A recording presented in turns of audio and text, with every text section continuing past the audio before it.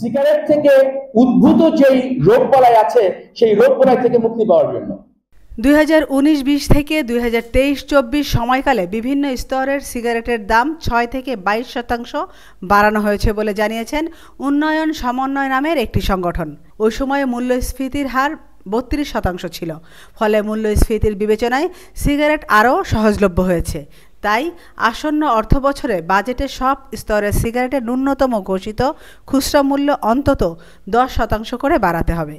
জাতীয় প্রেস ক্লাবের জহুর হোসেন চৌধুরী হলে উন্নয়ন সমন্বয় আয়োজিত 2025-26 অর্থবছরে সিগারেট কার্যকর করারোপের প্রস্তাবনার শীর্ষক সংবাদ সম্মেলনে এ দাবি জানানো হয়। সংবাদ সম্মেলনে বক্তারা বলেন, সিগারেট থেকে উদ্ভূত যেই রোগবালাই আছে সেই রোগবালাই থেকে মুক্তি পাওয়ার জন্য।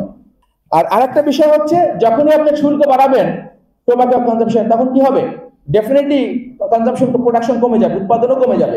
উৎপাদন কমে গেলে এর সাথে যত লোকজন এখানে চাকরি করত, কাজের সাথে যুক্ত থাকতো, এই এমপ্লয়মেন্ট যাদের ছিল, এমপ্লয়ার যারা ছিল এই টোবাকো প্রোডাকশনের সাথে সংশ্লিষ্ট, তারা যাবে কোথায়? আমরা শুধু ট্যাক্স বসাই দিতে হবে না, তার সাথে সাথে সরকারকে এই বিষয়গুলো নজর দিতে হবে যে যখনই আপনার শুল্ক বাড়াবে তখন আপনার যাতে এই টোবাকো উৎপাদনের সাথে যারা ছিল, সংশ্লিষ্ট যারা আছে, তাদেরকেও যাতে সরকার যাতে কম্পেনসেশন দেয় বা এখানে রিহ্যাবিলিটেশন করা হয়, সেদিকেও সরকারকে নজর দিতে হবে। শুধু বাংলাদেশে না, পৃথিবীর বিভিন্ন জায়গায়, বিভিন্ন দেশে আমরা দেখেছি, গবেষণায় দেখা গেছে, যদি ট্যাক্স বসানো হয়, শুল্ক বসানো হয়, তাহলে সিগারেটের কনজাম্পশন কমে যায়। স্বাস্থ্যগতভাবে ভালো থাকতে যাওয়ার ক্ষেত্রে এই একটি বিষয়, যেটা সিগারেটের মাধ্যমে আমরা আমাদের শরীরে কনজিউম করছি যারা ধূমপায়ী, এটা বা রিসার্চ বলেন এবং এটা প্রতিষ্ঠিত একটি সত্য যে এটা আমরা কনজিউম করে মানুষ হয়তো, আমি জানি না, মানুষ হয়তো কিছু অল্প সময়ের জন্য কোনো রকম কোনো আনন্দ পান, কিন্তু সার্বিকভাবে এটা আমাদের শরীরে ক্ষতি বয়ে আনে। আমরা যে আগামী বছরের বাজেটে যে প্রস্তাবটা রাখতে চাচ্ছি, যে এখন এই সিগারেট আপনারা জানেন 4টা স্তরে দাম নির্ধারণ করা হয়, প্রিমিয়াম, হাই বা উচ্চ, তারপরে হচ্ছে মিডিয়াম এবং লো। আমরা চাচ্ছি যে লো এবং মিডিয়ামটা এটার জন্য একটা টিয়ার কনভার্ট করা হয়, অর্থাৎ মার্জ করা হয়। আপনি যখনই বিভিন্ন স্তরের অপশন রাখবেন, মানুষের মধ্যে ওইটার দাম বাড়লে ওটাতে সুইচ করা, এই ধরনের টেন্ডেন্সি তৈরি হওয়ার সুযোগ থাকে।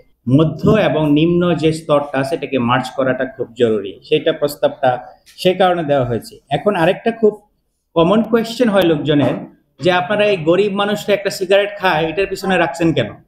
ওরা খায় একটা সিগারেট 5 টাকা 6 টাকা দিয়ে, কিন্তু খুব ভালোভাবে খেয়াল করেন, এই সিগারেট খাওয়ার কারণে সে কিন্তু অসুস্থ হচ্ছে, এবং সে অসুস্থ হলে যে খরচটা হয় সেটা আমরা জানি।